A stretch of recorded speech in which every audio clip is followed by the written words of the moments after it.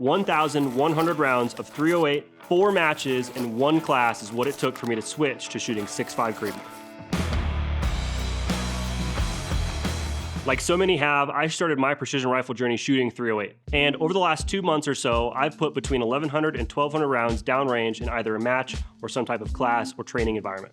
That was a ton for me, especially going from shooting bolt guns 1 or 2 times a year to shooting at least 100, if not more rounds in a single day at the range. I'm not done shooting 308, but for the vast majority of my competing and practice, I have switched over to shooting 6.5 Creedmoor.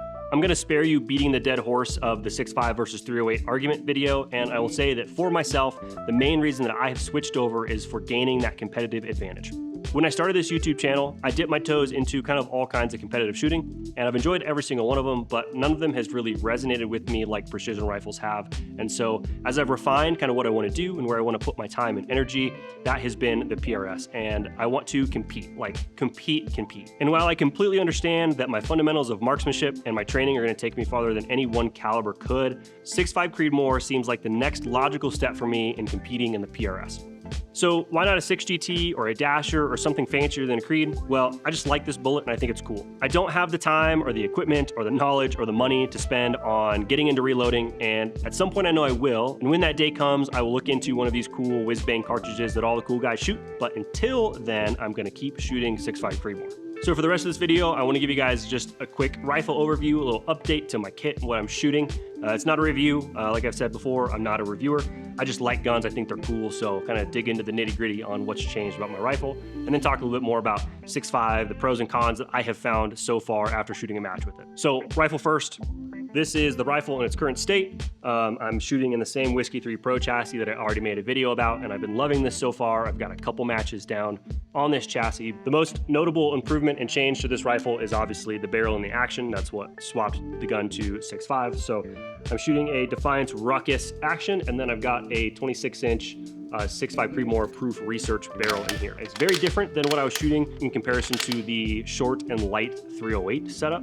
So this is a nice change of pace. The heavier and longer barrel has absolutely made a difference when it comes to balancing the rifle out and just the weight overall. This is sitting at about 24 pounds, I want to say. And it's made that front bag position a ton more solid for me, so I've enjoyed that so far. As far as the rest of the rifle, so I'm still shooting the Dead Air Nomad XCTI, TIXC, whichever way you want to say it. So titanium can from Dead Air. It's a 30 caliber can, so it handles the 6.5 just fine.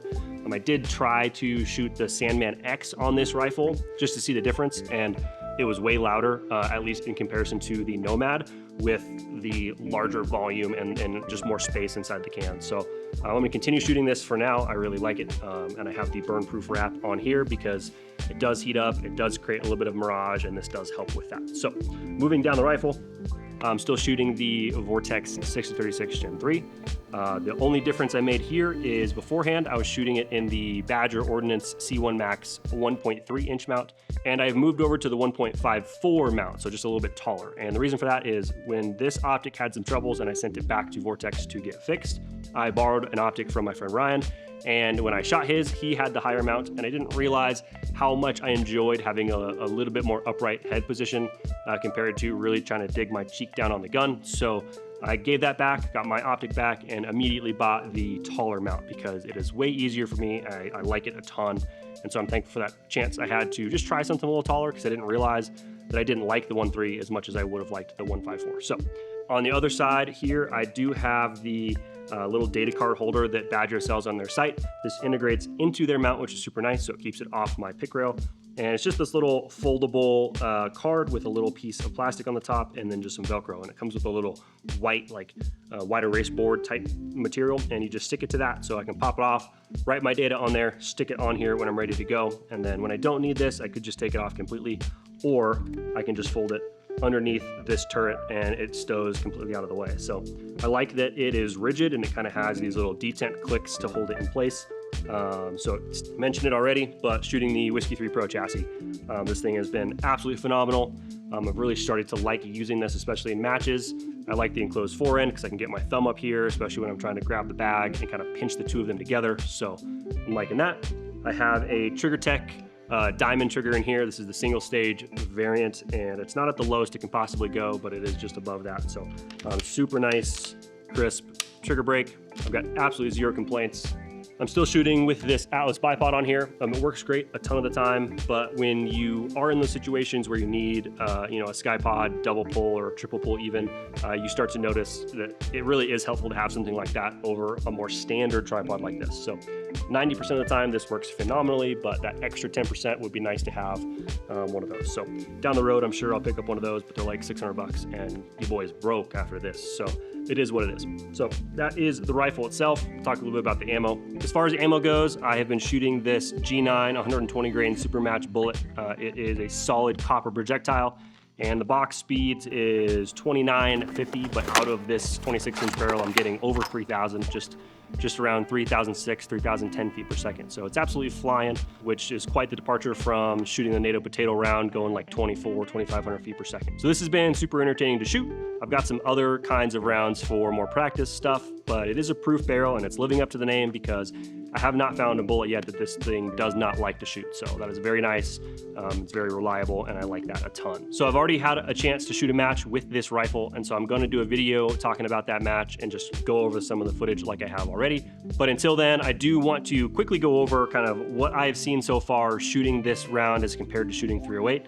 A little bit of pros and cons. So I'll play some of the footage so you can see what I'm talking about. But the most notable thing so far is just how much flatter shooting 6.5 is over 308. And I know I said I wasn't going to do like a comparison video, and I'm not, but in my experience, having shot a match already, one of the things I noticed is it's a lot flatter shooting, and as a result of that, I have a lot more room for error. And I'm obviously not trying to rely on room for error, but when you have a round that is shooting flatter, if you're a 10th off, it's not going to affect you as much at the longer ranges as being a little bit off might be with 308.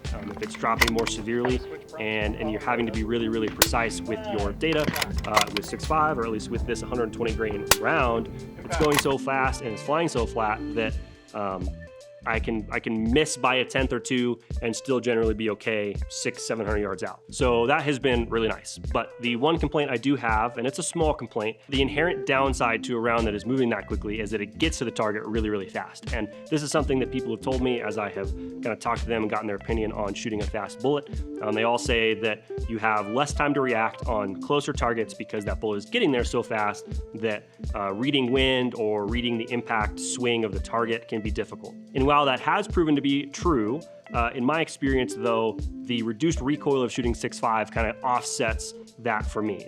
So that is kind of my overall experience so far with some of the pros and the cons. It does help that the rifle did gain about 6 pounds in weight. Like I said, it's about 24 pounds, whereas it was 18 pounds before, so that has also contributed. The heavier rifle and shooting 6.5, the recoil feels much less aggressive to deal with, and that has been very nice. That's about all I have for you today. I just wanted to give you a quick update to the rifle and what caliber I'm shooting, just kind of as I have progressed on my journey. I just want to talk through more for myself, being able to look back, kind of why I'm making the decisions I'm making and how they've helped me grow and potentially how they maybe will hinder my growth, but we'll see how that goes in the future. If you have gotten to this point in the video, thank you for watching. You don't have to do any of the other YouTube stuff. I'm just glad you're here, and that's enough for me. At the end of the day, I just want to be a good steward of your time, and out of all the channels you could have watched, I'm just glad you chose to spend a little bit of your time with me. I will see you in the next video.